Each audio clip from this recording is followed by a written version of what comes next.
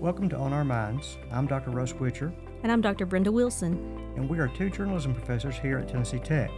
On this podcast, we sit down with other faculty and talk academics, personal interests, and teaching experiences.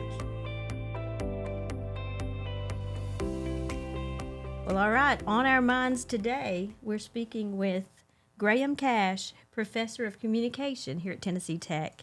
Dr. Kash, welcome, and can you tell us a little bit about yourself? Yes, thank you for this opportunity. I have been teaching at Tennessee Tech for several decades. Is my voice coming through clear? Is all good? Thank you. I appreciate that. I've been teaching at Tennessee Tech for several decades, as I said. I have a bachelor's and a master's in English from Vanderbilt. I have a doctorate in folklore from Indiana. I used to teach a lot of composition and literature. In a way, I still do, but it's not called that. It's part of other courses that I do teach. I teach the two folklore courses, a regional and a general folklore course, and I am one of the coaches for the award-winning Tennessee Tech speech and debate team. I also teach parliamentary procedure and introduction to speaking, or introduction to communication, as we usually call it. So I'm still having a good time, and I enjoy working with teachers and students and others. You said that you got your doctorate at Indiana in folklore. What caused you to pick Indiana as a place to get a PhD? Well, the reason was that Indiana has a well-deserved reputation of being extremely good in folklore. Some say the best of all. Naturally, I would say that because I went to it. Yeah. But there are others who say it, and not all of them went to it. It has some outstanding professors. Some of them are no longer with us. But for example, Edson Richmond was good at studying ballads. I worked with him a lot. I won't try to name everybody. I had the privilege of working with Henry Glassy, who, in my opinion and the opinion of others, is the best folklorist in the history of the world because he is the most versatile. He can study anything. He can study folk art. He can study tales. He can study architecture. You name it, Henry has done some of it. And he does not call himself wonderful, but everybody else calls him that. And he's maybe the best of many. But I had some of the outstanding professors in the world. I did not become one of them, but they helped me. They improved me. They were a good influence on me. Well, now you have a variety of interests as well. Music, poetry, storytelling. And we talked about folklore, and I've been wanting to ask you the question as far as Upper Cumberland folklore, do you have a favorite folk tale or story, or several? What would some of those be? Do you have a favorite? Well, I will first mention that some of the material that I have is drawn from my attendance at various gatherings, especially musical gatherings like the ones at Smithville and Lafayette, Murfreesboro, which is now moving to Shelbyville. But those are some of the places that I gather some lore. I know many stories that are in this region, and some are in other regions. I'll tell a dialect story, which may be true. I could expand this, maybe I won't, but it has to do with far and tar and variant pronunciations of this. This story, which could be true, says that some northerners are driving on a southern road, which has recently been paved but opened too soon. And the asphalt is clinging to the tires. There are at least 4 ways to pronounce tires. I'm just saying the way I usually do it. But they pulled into a service station and said, can you do anything about this tar? Well, I reckon so. Which one needs changing? So that's one of my favorite dialect stories. I like that one. Yeah. I don't even consider that dialect. It's it's just the way I talk. Well, Exactly. this matter has to do with, for example, the way that we consider it better to say far building instead of far hall, because some might assume that there are ladders and Red pumping trucks. devices and so forth. According to tradition, it was President Derryberry's wife, Joan, who noticed that difficulty and suggested calling it the Far Building. Oh, that's good that she had the foresight to see that. Yeah, and she was British, right? So Yes, yes, she was. So she could give us a sort of outside view. yeah. She was an important contributor to Tennessee Tech. She was an artist in at least two ways, in music and in painting. She wrote the Tech hymn, which you're probably familiar with. Yes. And she also did a lot of painting.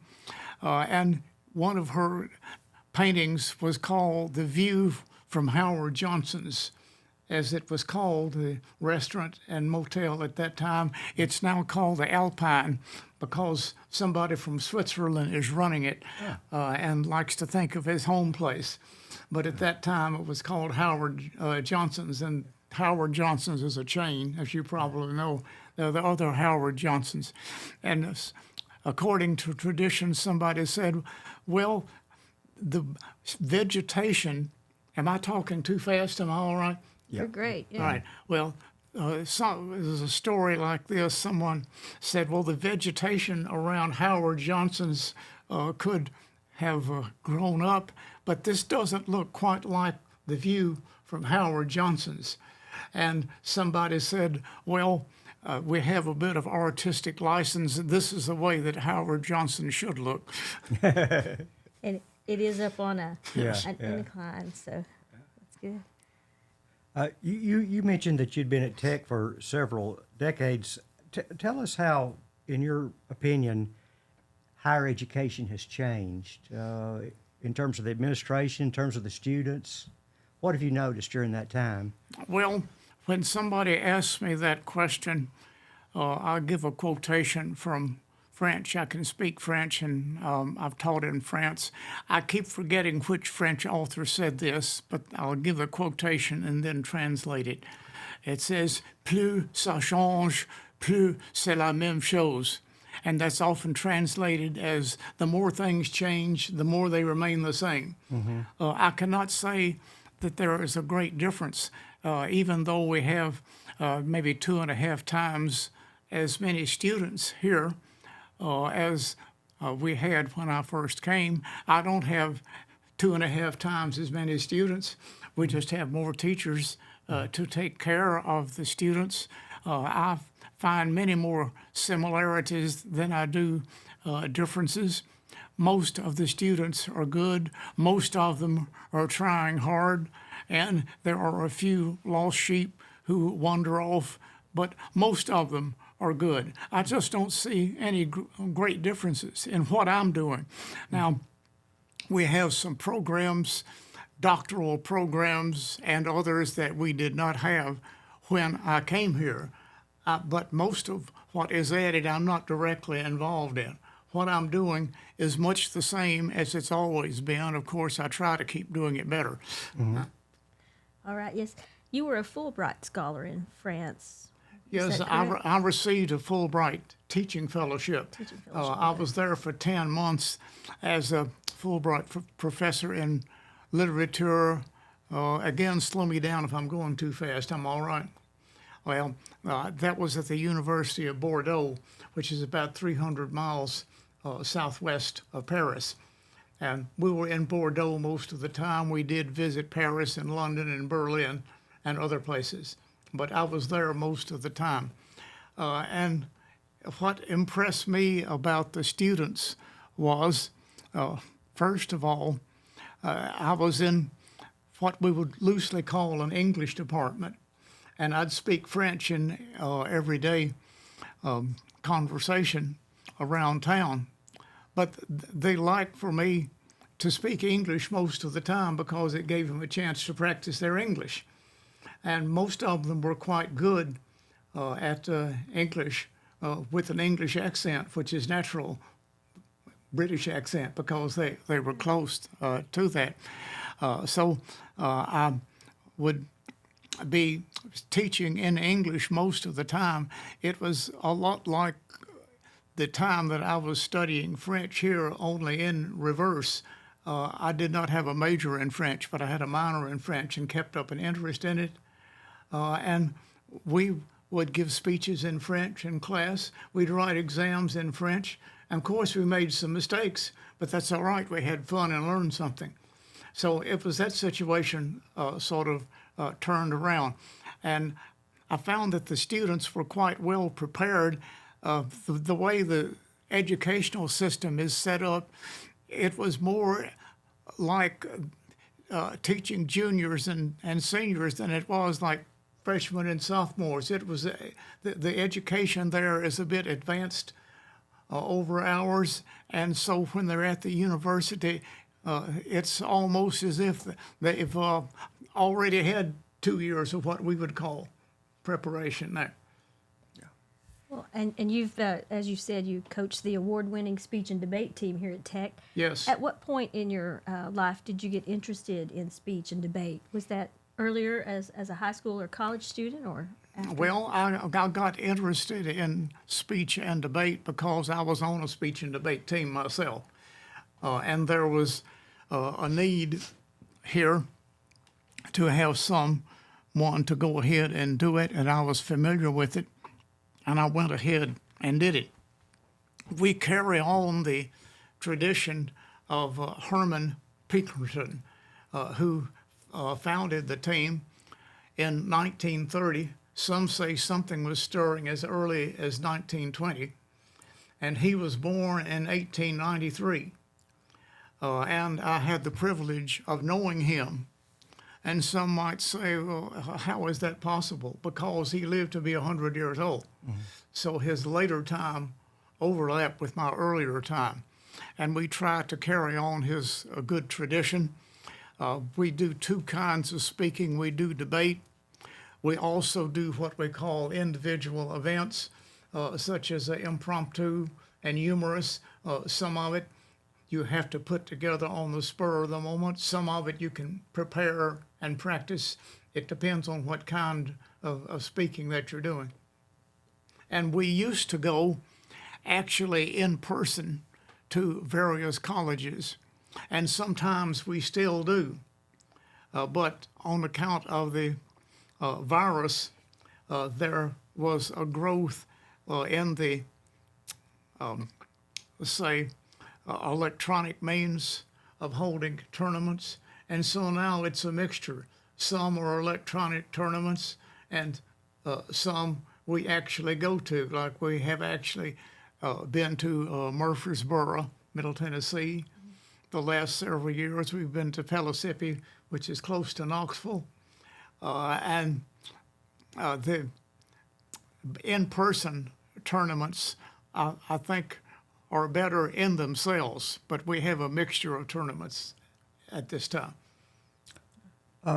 One question I would ask you is, what would your advice be to someone who's considering going into the teaching profession? People talk about there being a morale problem. How do you keep up your enthusiasm through a long career in the field? Well, I would say first realize you're not going to get rich in money. Mm-hmm. But you can get rich in other ways. You can get interested in education, and you can have fun in what you're doing, especially in a profession. If you're not having fun with what you're doing, you ought to be doing something else, mm-hmm. if you can. Mm-hmm. And I've always had fun at school. I always loved school. I've always been into teaching and being taught, and I'm not really sure what I would be doing if I were not in school. Mm-hmm. I would always wonder when some people said, well, I'm about to graduate, I'm through with school. And my view was, I don't want to be through with school. I like school. I want to stay in school. So that was one of my reasons for taking up teaching. Got to stay I'm in more school. more at home in school than I am in any other place. Yeah. Yes. And you teach a variety of classes. One is that general studies public speaking course. Public speaking is one of those things they say people fear almost as much as death. How do you put the students at ease, or how do you respond if they're wondering why we're having them take a course in public speaking and communication? Well, there are several ways we can do this. I never have understood this idea of being afraid of public speaking. I'm not afraid of it. I've been giving public speeches since I was 6 years old, so I'm used to it. Some say that one great fear is public speaking, another one is flying on a plane, and another one is snakes. And that the worst of all would be to having to make a speech with snakes after you On a while plane you're full on of a plane. snakes. Yes, yes. What I do in part is this: I try to relax the students. I say, look, this is not like a ball game in which some people be cheering for you and some people be cheering against you. Everybody in the room wants you to make a good speech. Who wants to listen to a bad speech? That's so, true. So everybody in the room is for you. Everybody will help you. One way I try to relax students is that when they give the first speech, I don't grade the first speech. I put a critique on the outline that they give me. But I put only what I like, maybe 3 or 4 aspects that strike me especially. And then I say, I want you to keep doing this. Now I say on the other speeches, I will continue to put what you're doing that's good. I will, in addition, suggest improvements, and I will put a grade. But we don't need to start by thinking about a grade. So that is one of the ways that relaxes the students. They also will usually give 6 speeches. So if they have trouble on a speech or 2, there are ways they can make it up by doing better later. Now, those are some of the ways that I try to relax the students. Are you always able to find at least one good thing to say about a student's speech? Oh yes, Yes. you can always Maybe find more. you can always find 3 or 4 good things to say. You can say you had a good introduction. You can say you gave some good examples. You can say that you had a good organization. You can say you related the speech to your own experience. There's always something good that you can say. So they can find out they may be better at it than they realized. Right? Yes. You not only have advised the speech and debate team, but we're running out of room for all the trophies that have been won under your leadership. How do you account for the success over the decades of the team? What makes a good speech and debate team? Well, I would say that we have had some good coaches. I try to be one of them myself. I said. But we had a legacy before I was doing this. Now, we had Herman Pinkerton, as I said. Some of these people you know about, some of them you don't. We had Bill Floyd. We had Robert Woodland. That have had some good coaches. That's one way that we maintained the quality. Another one was that in our classes, whether they're speech classes or not, we say, if you're interested in the speech team, come and talk to me.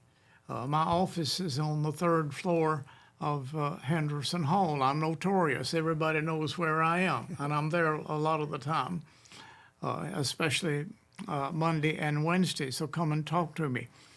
I say that in the basement of Henderson Hall, room 004, we have speech practice from 5 o'clock to 7 o'clock on Monday and Wednesday. Come check us out. Sign this piece of paper. Put your telephone number and maybe another number on it to indicate your interest. But if you come and visit us, that doesn't mean that you're promising to be on the team. If you do, that's fine. But we understand that you're investigating. And I would point out also that we have always been open to those in all majors. They don't have to be majoring in something in humanities. In fact, some of our best speakers have been in engineering, perhaps partly because they're good at analysis. Yeah. So these are some of the ways that we recruit people for the team. Now, we have to keep at it. There are always going to be some people that are dropping off. We can't relax. We have to keep going. But as the Marines say, we're always looking for a few more good folks. And those are the ones that sign up or are interested in public speaking. I imagine, are you able to, I guess, recruit other students by showing them the benefit of having those skills? Like that student who says, you know, why do I need to be good at public speaking? Why do I need to know this? What sort of things do you tell the students as you're recruiting them? How is it going to benefit them afterward? You're talking about the long-range benefit? Mm-hmm. Well, no matter what we're majoring in, no matter what profession we take up, oral communication is extremely important. We have to be ready for this. We have to be able to conduct interviews. We need to be able to participate in interviews. Before I received the Fulbright Fellowship to teach in France, it was something like this. And I got interviewed in English. Of course, you would expect that. Then it was something like this. Oh, now it's time to be interviewed in French. And I could have taken a discouraged view. I could have said, I can't do this. I'm not good enough. I'm going home. I quit. But instead, I tried to take a positive view. I said something like, bon, continuons, ce sera beaucoup de plaisir, which means, let's go, that'll be fun. And I did. So I'm not saying that I was the best, but I showed that I could navigate it, and I was ready for about anything that happened. My final question, and it's something that we are planning on asking really all the professors that we talk to, but what do you say to a student who might say a folklore? Why do I need to know this? What would you say in defense of knowing about, say, the folklore of your region that you grew up in?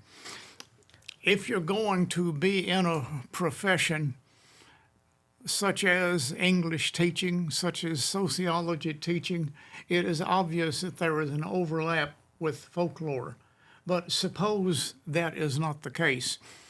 We need to study folklore as part of our tradition, to appreciate our family, to appreciate our region. In fact, one of the points that I make in the folklore teaching is to show people how much folklore they already know. Mm-hmm. As I said, professional family folklore, regional folklore, it's part of our education. Now, if you're not going to use folklore in your profession, it is still good to know as part of a general education. When I was in college, I liked to take some courses that had nothing to do with what I was going to do in English, folklore, or speech. I took an economics course. I didn't have to take an economics course. I took an astronomy course. I didn't have to take an astronomy course. I'd already taken all the science courses that I had to take. Mm-hmm. But it was good for me to do that, to know something about what's going on. I had a teacher who expressed this matter very well, idealistically. He said, know everything about something and something about everything. Mm-hmm. Now, of course, we can't do either one, but those are good directions to try for. Yes, I can see a connection with folklore even in what I teach. I teach public relations, and knowing the culture of the audience you're trying to reach helps connect with that audience. And so I find folklore interesting on many levels. Yeah.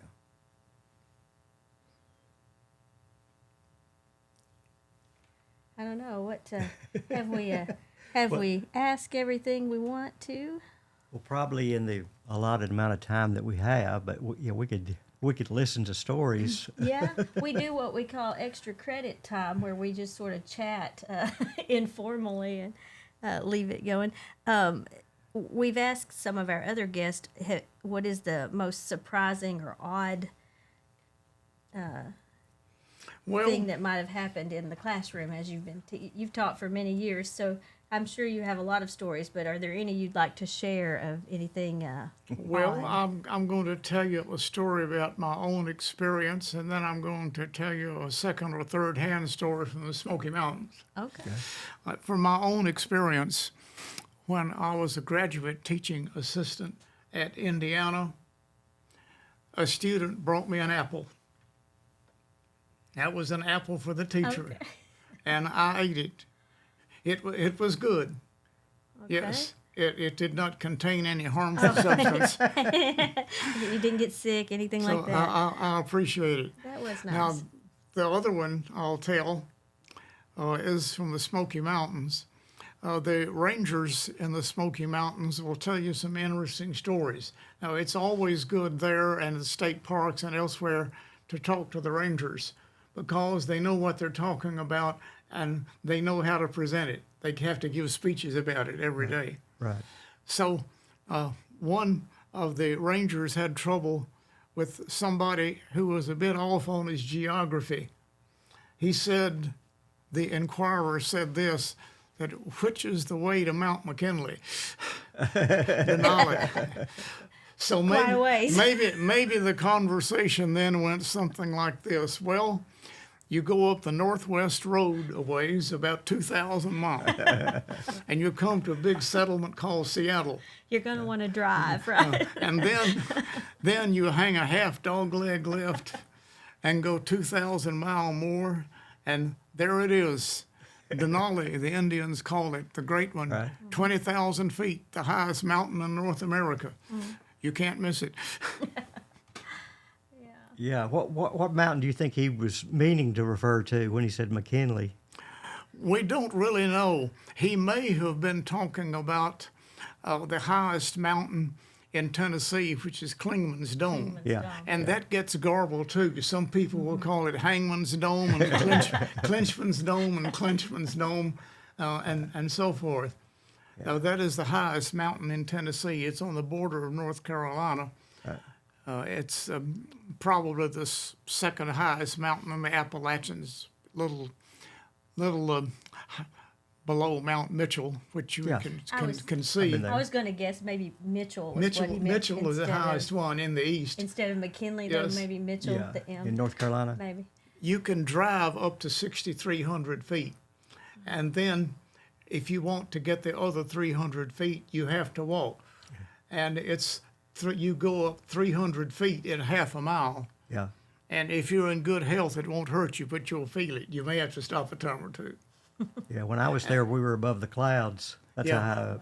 Well, I'll tell you a story in just a minute about that. But when you go to the top of the path, Clingman's Dome, there is a circular observation tower.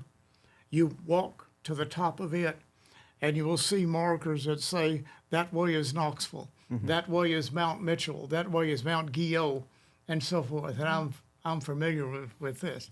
I'll tell you a story if you've got time. Sure. Right here. Good time.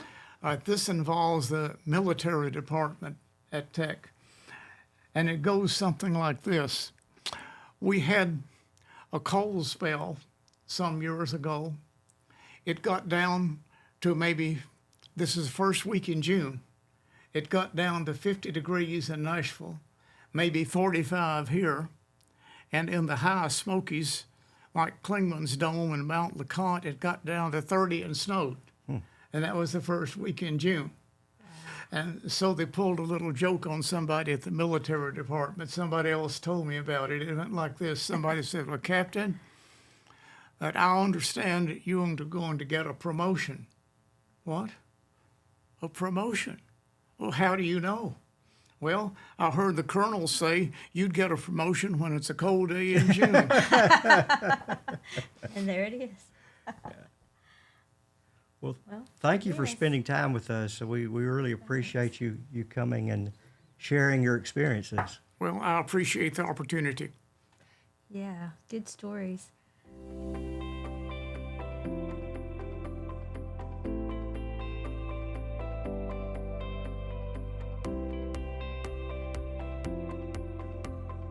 The United States of America has some of the best institutions of higher education in the world. People come from countries all over the world to study here. We'd like to think the faculty are a big part of what makes our colleges and universities so attractive. Most academics spend their entire careers studying their chosen field and its many facets, while others may focus on one particular part of a topic and go in depth to learn all they can about the specifics. You may ask, why? Why would someone devote their life to studying a certain field? On this podcast, we're asking that too. We're also just having a good time getting to know the interesting people on campus we wouldn't otherwise have an opportunity to chat with. We're talking with our colleagues about their chosen fields of study, how they got interested in the subject, and what they've discovered about it so far. We hope you find our discussions as interesting as we find our fellow academics. Some topics we discuss overlap the general education courses all students getting a college degree take, while other topics are in subjects students take in upper level courses for their major. And some topics are even more specific than that. You may not study them unless you're getting an advanced degree. So listen closely. What we talk about may be on the quiz.